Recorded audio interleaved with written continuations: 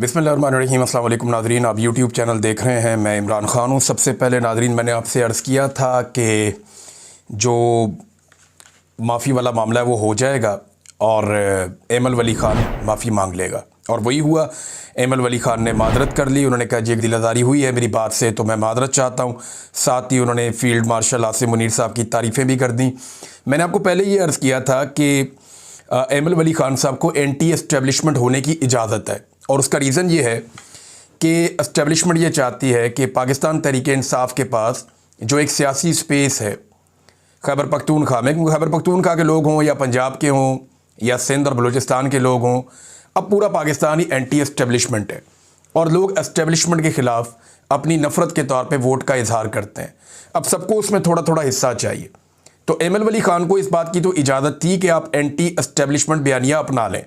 ये इजाज़त फजलुर रहमान साहब को भी मिल जाती है, बाकी जमातों को थोड़ी बहुत मिलती रहती है, लेकिन इतनी इस हद तक जाने की इजाज़त नहीं थी कि आर्मी चीफ़ को दुकानदार कह दें, आर्मी चीफ़ को मादनियात का सौदा करने वाला या कोई इस तरह की बातें करें। वो नामुनासिब था कि जनाब वो ब्रीफ केस उठा के चले जाए, इतना उनको इजाज़त नहीं थी। हाँ, लेकिन ये इजाज़त थी कि वो एस्टेब्लिशमेंट के ख़िलाफ़ थोड़ा बयानिया बना के एंटी एस्टेब्लिशमेंट स्पेस हासिल करने की कोशिश करें। अब एमल वली ख़ान ने जो कर दिया था, मैंने आपसे पहले अर्ज़ किया था कि ये माफ़ी मांग लेंगे। कुछ लोगों ने खबर चलाई कि एमल वली ख़ान को गिरफ़्तार कर लिया गया, लेकिन बाद में पुलिस ने और बाकी सब ने खबर दी कि नहीं, गिरफ़्तार नहीं किया गया। अब कुछ लोग ये दावा कर रहे हैं कि एमल वली ख़ान को एक्चुअली 1 घंटे के लिए सिर्फ बिठाया गया था और समझाया गया था, तो इन्हें 1 घंटे में वो सारी बात समझ आ गई जो बेशुमार लोगों को कई दिनों में और कई घंटों में और कई महीनों में समझ नहीं आई। यानी एमल वली ख़ान एक बड़ी पॉलिटिकल पार्टी के सरबराह हैं, इतना मजबूत तो होना चाहिए था कि 2, 4, 10, 20 दिन निकाल लेते, लेकिन बड़ी जल्दी एमल वली ख़ान साहब जो हैं वो एकदम ढह गए, गिर गए, और उन्होंने माफ़ी भी मांग ली। और यानी खैबर पख्तूनख्वा से आने वाली ख़वातीन उनसे तगड़ी निकली। मैं शानदाना गुलजार साहिबा की आप मिसाल ले लीजिए, उन्हें गिरफ़्तार भी किया गया, उन्हें हरासा किया गया, बहुत ज़्यादा उनके लिए मुश्किलात पैदा की गई, लेकिन वो डट कर खड़ी रही, आज भी खड़ी हैं। लेकिन बादशाह खान का सपूत जो है वो ढेर हो गया और वो नहीं खड़ा हो पाया। इसमें कोई बुरी बात नहीं है। देखें, मादरत इंसान कर लेता है, और अल्लाह ताला सबको ऐसी आजमाइश से महफूज रखे, अल्लाह ताला सबकी इज़्ज़त बरकरार रखे।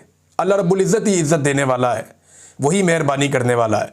लेकिन जब आपकी नीयत में फतूर होता है ना कि मैंने लेना भी इनसे, खाना भी इनसे, मौज भी इनसे करनी है, और फिर मैंने इन्हीं से खाकर इन्हीं की प्लेट के अंदर जो है वो छेद करना है, यानी जिसमें खाना उसी थाली में छेद करना, ये ज़रा नामुनासिब लगता है। तो क्योंकि सारी जो सहूलियात हैं वो इस वक्त एमल वली ख़ान साहब को पाकिस्तान की मौजूदा मिलिट्री एस्टेब्लिशमेंट ने दी हुई है, तो उन्हीं के ख़िलाफ़ इस लेवल तक जाना नामुनासिब था। बहरहाल उन्होंने अब माफ़ी मांग ली है। वैसे एमल वली ख़ान साहब ने कहा कि बड़ी जुर्रत का काम है माफ़ी मांगना, और मेरे अंदर इतनी जुर्रत है। देखें भाई, अगर आपके अंदर इतनी जुर्रत है तो जाके बलोचों से माफ़ी मांगे, जिनके हक़ पे आपने डाका डाला और वहाँ जाके आपने सीट ले ली। अगर इतनी जुर्रत है तो जाकर माफ़ी मांगे उन माओं से जिनके सूबे में बच्चे लापता किए जा रहे हैं जबरी तौर पे, और वो इस्लामाबाद में इंसाफ मांगने आई। आप वहाँ से सीट तो ले आए उस सूबे से, लेकिन जब उस सूबे की माएँ इंसाफ मांगने के लिए इस्लामाबाद आई तो आप उनसे नहीं मिले।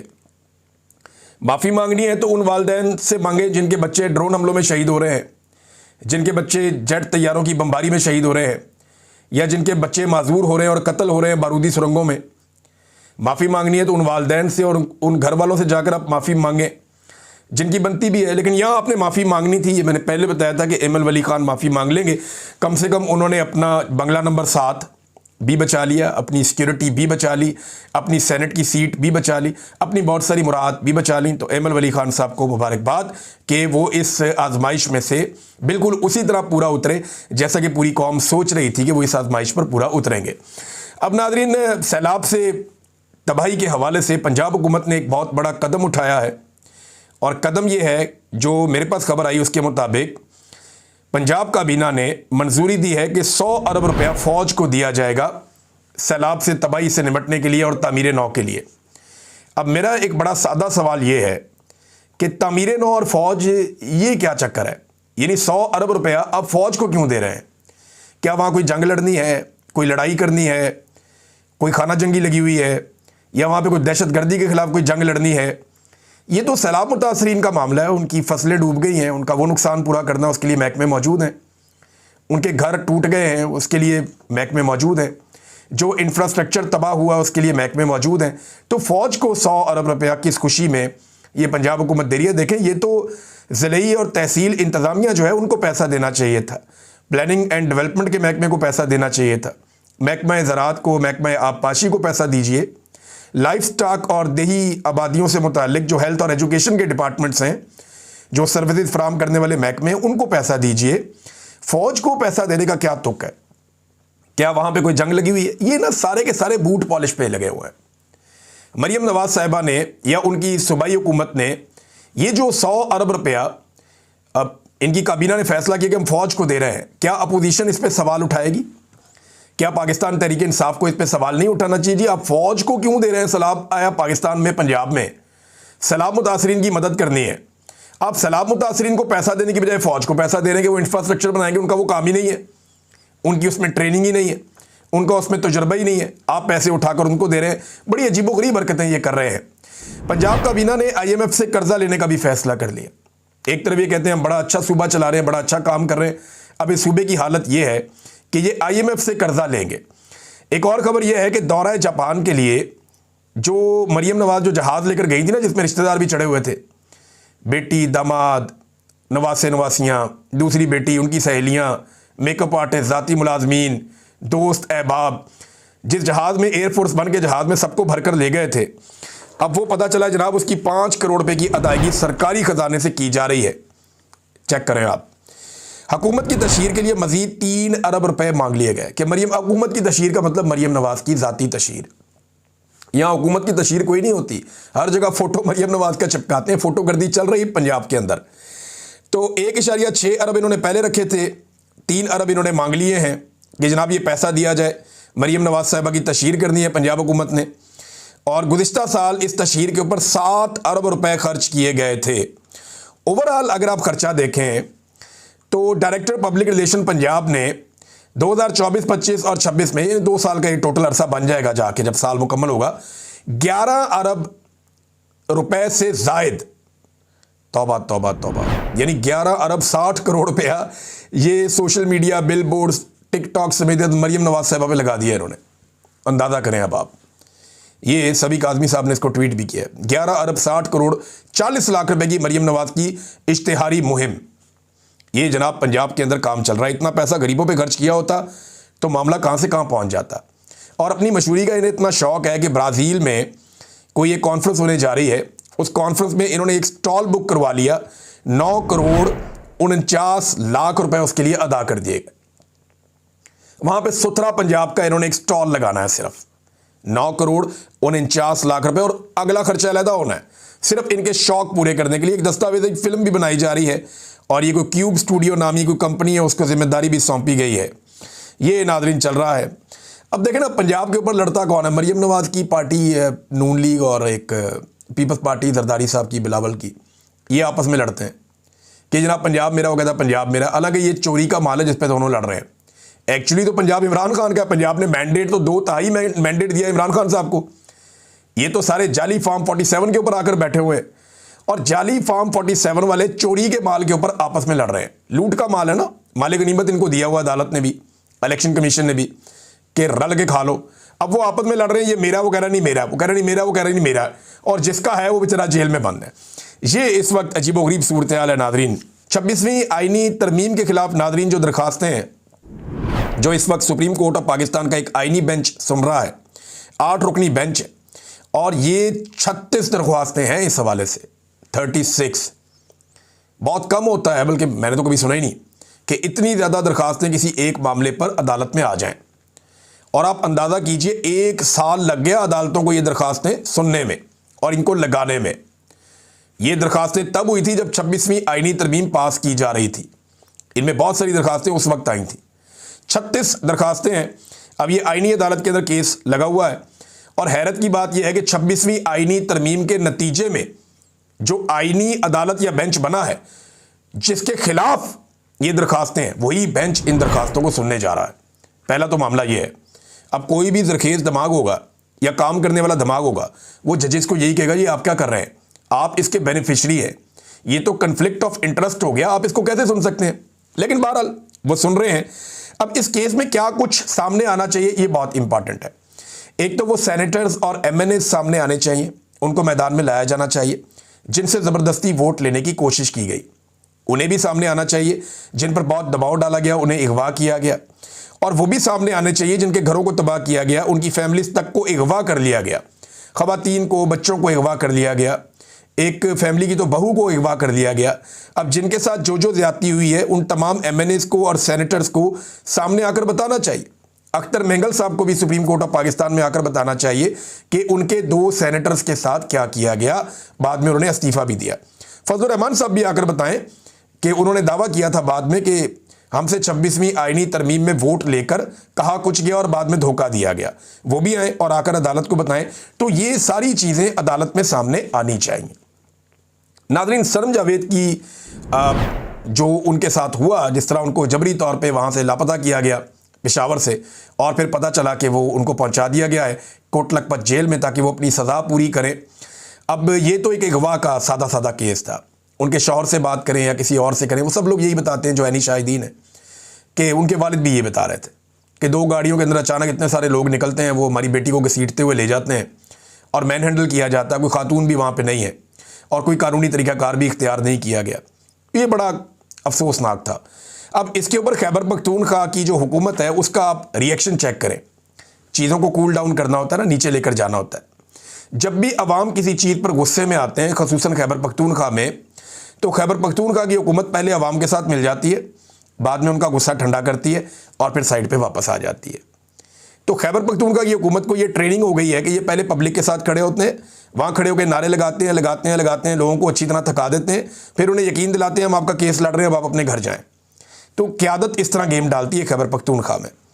अब बैरिस्टर सैफ, ये अली अमीन गंडापुर साहब की काबीना का हिस्सा हैं। इनका स्टेटमेंट बड़ा मज़ेदार है। कहते हैं जी, सनम जावेद की पुरस्रार गुमशुदगी अफसोसनाक और काबिल मजम्मत है। गुमशुदगी, पुरस्रार, इसके अंदर ये नहीं कह रहे कि उन्हें यहाँ से जबरी तौर पे अगवा किया गया, ये नहीं कह रहे। ये अल्फाज वो इस्तेमाल ही नहीं कर रहे। यानी उन्होंने एक और रुख दे दिया, पुरस्रार गुमशुदगी। जैसे कोई बच्चा घर से बाहर नहीं जाता और जाकर गुम जाता है कि ये सीएम हाउस के बाहर निकली और अचानक गुम गई, ऐसे शो कर रहे हैं। मसाजिद में जाके ऐलान करवाएं अगर गुमशुदा है तो सारी दुनिया को पता है कि किसने उसको उठाया और कहाँ पहुँचाया। सनम जावेद से ही पूछ लें आप जाकर, आपको पता चल जाएगा, या किसी सहाफ़ी से पूछ लें, सारी दुनिया जानती है क्या हुआ। लेकिन बैरिस्टर सैफ को यह कहना है कि सनम जावेद की पुरस्रार गुमशुदगी हुई है जो अफसोसनाक और काबिल मजम्मत है, बस कहानी ख़त्म। अब ये मामला ठप है। अब आप इंतज़ार कीजिए अगली जबरी गुमशुदगी का, या अगली जो वहाँ पे अगवा होता है कोई भी खैबर पख्तूनख्वा में, अब आप उसका इंतज़ार कीजिए और वो भी जल्दी होगा। मैंने आपको पहले बता दिया, एक आधा नाम तो बताया, 2-4 नाम और भी हैं। लोग ज़्यादा क्यूरियस हो जाते हैं, ज़रा इंतज़ार कीजिए, और बंदे भी खैबर पख्तूनख्वा से उठाए जाएंगे। नाज़रीन, इमरान खान साहब का जो ट्विटर अकाउंट है उसके खिलाफ इस्लामाबाद हाई कोर्ट में केस चलाया जा रहा है। कोशिश ये की जा रही है कि किसी तरह भी करके इमरान खान साहब का जो एक्स अकाउंट है उसके ऊपर से कुछ मवाद हटाया जा सके। उनकी ट्वीट्स का हवाला दिया जाता है कि ये ठीक नहीं है, मुल्क के खिलाफ, इनको हटाया जाए। देखिए, बड़ी कोशिश कर रहे हैं। फ़र्ज़ करें कि ये कोशिश में एस्टेब्लिशमेंट ने ज़िद पकड़ी हुई है ना कि कुछ ना कुछ करके इमरान खान साहब से भी जवाब मांग लिया अदालत ने। 2 हफ्ते का टाइम उसमें दे दिया गया कि इमरान खान साहब भी जवाब दें। इमरान खान साहब को चाहिए, इस्लामाबाद हाई कोर्ट में केस है और वो ये कहें जनाब मैं इस केस में खुद ये मुकदमा लड़ना चाहता हूँ, और आ जाए, ऑनलाइन आ जाए, वहाँ पे कैमरा लगाया जाए, वीडियो लगाई जाए, खान साहब वहाँ पे आएँ और बैठ के बताएं जजों को कि उन्होंने ये ट्वीट क्यों की है और वजह क्या है इसकी, और ये ट्वीट जो है वो किस नौइयत के हैं और ये हक़ाइक़ क्या है। अब देखें ना, लोग तो जेलों के अंदर किताबें लिख देते हैं। इमरान खान साहब जो बात करते हैं बाहर जाके उनके ट्विटर अकाउंट पर डाल दी जाती है। अब कोशिश की जा रही है, एस्टेब्लिशमेंट ने ज़िद पकड़ी हुई है कि ये एक्स अकाउंट से ये मवाद हटाया जाएगा। हार जीत का मसला बनाया हुआ है। अगर ये मवाद हट भी गया तो थोड़ी सी तरमीम के साथ इमरान खान साहब दोबारा ये मवाद डलवा देंगे, फिर क्या होगा। जो पाकिस्तान तहरीक-ए-इंसाफ का या आम पाकिस्तानियों का, ओवरसीज़ पाकिस्तानियों का सोशल मीडिया है, वो उसको फिर वायरल कर देगा, एक नया रिकॉर्ड बन जाएगा। तो मेरे ख्याल में जो एस्टेब्लिशमेंट है उसको होशमंदी से और अक्लमंदी से काम लेना चाहिए, हर वक्त लड़ाई के मोड में नहीं रहना चाहिए। जाफ़र एक्सप्रेस के ट्रैक पे नाजरीन एक मरतबा फिर धमाका हुआ है। ये अफसोसनाक खबर है और कुछ बोगियाँ पटरी से उतर गई हैं, 4 ज़ख्मी हो गए हैं। ये वो काम है जो एस्टेब्लिशमेंट को करना है, ये वो काम है जो एजेंसियों को करना है। एक जाफर एक्सप्रेस को हम महफूज नहीं बना पा रहे। हर चौथे दिन उसके ऊपर कोई ना कोई अटैक हो जाता है। एक दिन खबर आती है कि पूरी की पूरी ट्रेन ही अगवा हो गई। ये इंतहाई अफसोसनाक वाक़यात हैं जो लगातार बलूचिस्तान में, खैबर पख्तूनख्वा में और दीगर जगहों पे हो रहे हैं। इन वाक़यात को रोकने की रिस्पॉन्सिबिलिटी पाकिस्तान की इंटेलिजेंस एजेंसीज़ की है कि वो पहले से इन चीज़ों के ऊपर इतला दें, इसके ऊपर काम करें और सिक्योरिटी फोर्सेस इन वाक़यात को होने से पहले नाकाम बनाएं। लेकिन लगातार ऐसे वाक़यात होते रहते हैं। अब नाज़रीन, एक और ख़बर है, हमास के कुछ मुतालबात सामने आए और ये बड़े इंपॉर्टेंट मुतालबात हैं। मैंने आपको थोड़ा सा बताया था, अब ज़रा इसकी तफसीलात मैं आपके सामने रख देता हूँ, क्योंकि मिस्र में इस वक्त सारे इकट्ठे हैं। डोनाल्ड ट्रंप ने कहा है कि मैं कोशिश करूँगा कि तमाम फ्रीकैन जो जो कमिटमेंट करें उसके ऊपर वो पूरे रहे। अमेरिका ने एक वफद और भिजवाया है मिस्र में, ताकि ये मामला कम से कम जंगबंदी की तरफ जाए और रिजॉल्व हो जाए। अब मैं, जब आप ये आज वीलॉग सुन रहे हैं तो कल भी कत्लो गारत गिरी हुई है गाज़ा में, वहाँ पे जंगबंदी अभी नहीं हो पाई। फिर मैंने आपको ये बताया कि वहाँ पे एक मुतबादिल मलेशिया भी मौजूद है जिसको इसराइल और अमेरिका कुछ हद तक सपोर्ट कर रहे हैं, और फ्यूचर में, और ये मैं नहीं, इंटरनेशनल मीडिया रिपोर्ट कर रहा है, और फ्यूचर में उन्हें ये कोशिश की जाएगी कि या तो खाना जंगी लग जाए या इनके पास गाज़ा का कंट्रोल आ जाए। अब हमास एक ताकतवर तंजीम है, उनके पास वहाँ पे इक़्तिदार है। अब वो ये कह रहे हैं कि हम एक ऐसे मुआहदे तक पहुँचने की कोशिश कर रहे हैं जो गज़ा की आवाम की उमंगों पर पूरा उतरे और उनकी उम्मीदों पर पूरा उतरे। अच्छा, ये जो अब हमास के रहनुमा हैं मिस्र में, ये क्या कहते हैं? ये कहते हैं नंबर एक तो मुस्तकिल और जामे जंगबंदी हो जाए। इसराइली अफवाज जो हैं वो मुकम्मल तौर पे गज़ा के तमाम इलाकों से निकल जाएं। इंसानी और इमदादी सामान की बिला रोक टोक फरामी यकीनी बनाई जाए। बेघर अफराद की अपने घरों को वापसी हो जाए। गज़ा की मुकम्मल तामीर नौ का फौरी आगाज़ किया जाए। और ये जो काम है ये फ़लस्तीनी कौमी टेक्नोक्रेट्स के इदारे की निगरानी में हो और कैदियों के तबादले का एक मुनसिफाना मुआहदा हो जिसमें कैदी हमारे भी छोड़े जाएं और उस तरफ से भी छोड़े जाएं। तो ये नाज़रीन हमास ने कहा। डोनाल्ड ट्रंप को लगता है कि वो ये सुलह करवाने के बाद बहुत ज़्यादा एलिजिबल हो जाएंगे एक अमन के नोबेल इनाम के लिए। देखिए, हमारी ना दुनिया के अंदर बात सुनी नहीं जाती, दुनिया में पजीराई होती नहीं है। हमारा मामला दुनिया में उतना उठता नहीं है जितना अमेरिकन का और यूरोपियंस का उठता है। डोनाल्ड ट्रंप के मुकाबले में अभी एक मजबूत उम्मीदवार जो हैं वो ग्रेटा थनबर्ग को करार दिया जा रहा है। ये मैंने आपको पिछले वीलॉग में बताया था, एक खातून है और इन्होंने, लड़की है, इसने बहुत ज़्यादा आवाज़ उठाई क्लाइमेट चेंज के हवाले से। पूरी दुनिया में ज़ोरदार आवाज़ इसने उठाई है और इसके बाद इसने जो भी दुनिया में इस किस्म की चीज़ें आती रही हैं, जैसा कि रशिया ने अटैक किया यूक्रेन के ऊपर, उस पर आवाज़ उठाई, जैसा कि इसराइल ने अटैक किया फ़लस्तीनियों के ऊपर, उस पर आवाज़ उठाई। अब डोनाल्ड ट्रंप ने, मैंने आपको पिछले अपने वीलॉग में बताया था कि इनके बारे में कुछ ऐसे रिमार्क्स दिए कि ये एक नाराज़ खातून है, इसको डॉक्टर की ज़रूरत है, इसको कुछ प्रॉब्लम्स हैं, ये एंगर मैनेजमेंट प्रॉब्लम्स आ रही हैं इसको कोई, और ये कोई प्रॉब्लम मेकर है, ये यानी ये प्रॉब्लम्स खड़ी करती है। इस किस्म की बातें डोनाल्ड ट्रंप ने की ये खातून के बारे में।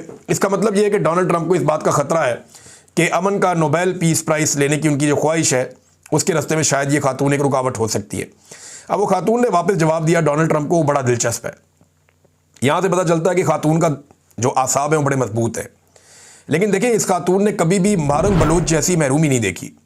इस खातून ने कभी भी मारंग बलोच जैसी कैद और तकालीफ नहीं देखी। कभी भी उस तरह अपने हाथों से लाशें नहीं उठाई, कभी भी मसक शुदा लाशें या जबरी गुमशुदगियों का सामना नहीं किया। और मारंग बलोच आज भी डट कर खड़ी है। अगर आप इंसाफ करें तो उसकी कुर्बानी बहुत बड़ी है, उसकी तकलीफ़ बहुत बड़ी है। लेकिन ये खातून भी औरों की तकलीफ़ महसूस करती है। यूरोप में रहते हुए, स्वीडन में रहते हुए, एक बेहतरीन माशरे में रहते हुए ये दुनिया के मुख्तलिफ पिसे हुए तबकात की महरूमियाँ महसूस करती है। तो ये अब इसको लोग समझ रहे हैं कि डोनाल्ड ट्रंप से शायद ये बेहतर है। वो कह रही है, मैंने सुना कि डोनाल्ड ट्रंप ने एक बार फिर मेरे बारे में जो है वो बात की है और मेरे करैक्टर के बारे में बात की है। मैं उनके जो मेरी मेंटल हेल्थ के बारे में उनके कंसर्न्स हैं, मैं उन्हें अप्रिशिएट करती हूँ। उन्होंने कहा जी, ट्रंप का अगर कोई मैं रिसीव कर सकूँ ट्रंप की जानिब से कोई रिकमेंडेशंस, तो ताकि मैं डील कर सकूँ ये सो कॉल्ड जो ट्रंप कह रहा है मुझे इश्यूज़ हैं, एंगर मैनेजमेंट प्रॉब्लम्स हैं, क्योंकि मुझे लगता है कि डोनाल्ड ट्रंप भी इन्हीं का शिकार रहा है। तो बड़ी मज़ेदार किस्म की इन्होंने ट्वीट की है और डोनाल्ड ट्रंप को जवाब दिया है। मजबूत खातून लगती हैं और एक तगड़ी उम्मीदवार भी है। डोनाल्ड ट्रंप के मुकाबले में। अब देखते हैं कि डोनाल्ड ट्रंप की वो ख्वाहिश जो उनकी बड़े लंबे अरसे से है पूरी होती है या नहीं होती। अब तक के लिए इतने, अपना ख्याल रखिएगा, अपने इस चैनल का भी ख्याल रखिएगा। अल्लाह हाफ़िज़।